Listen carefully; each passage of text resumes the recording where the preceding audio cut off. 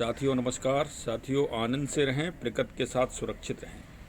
साथियों जनवरी का माह चल रहा है और देखिए इस समय बारिश भी बहुत हो रही है, बूंदाबांदी, और सर्दी भी काफ़ी बढ़ रही है।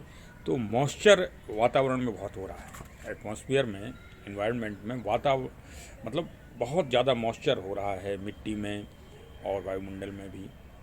तो इस समय आप ये समझिए कि पौधों का रख रखाव एक बहुत टेढ़ा काम है। कुछ पौधों को तो आपको शेड में रखना होगा।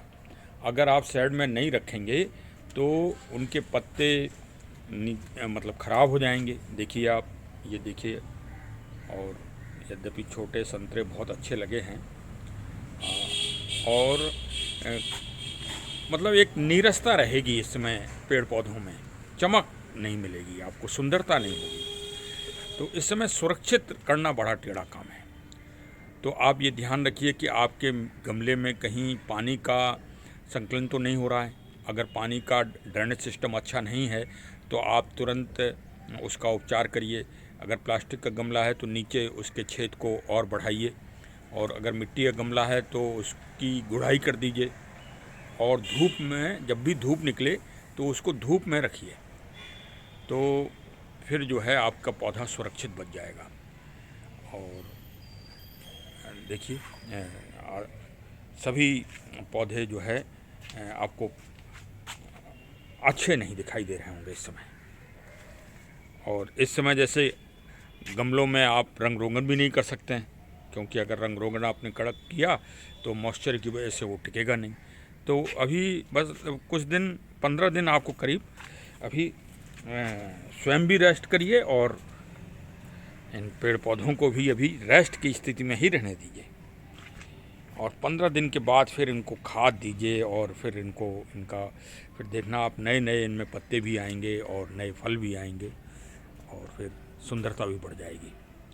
तो चलो सब ध्यान रखे रहिए अपनी बगिया का, अपने बगीचे का, अपने लॉन का। और गुलाब को विशेष ध्यान रखिए, गुलाब क्योंकि बहुत जल्दी फंगस लग जाती है इस समय, और भी पौधों में फंगस लग जाती है। देखिए ये कैसी स्थिति हो रही है। अब ये आप देखिए, अब इनको बचाना बड़ा टेढ़ा काम है। अनार में भी जो है एक डाल सूख रही है और पत्ते भी ख़राब हो रहे हैं।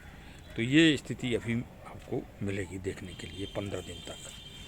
ये देखिए गुलाब की भी स्थिति है।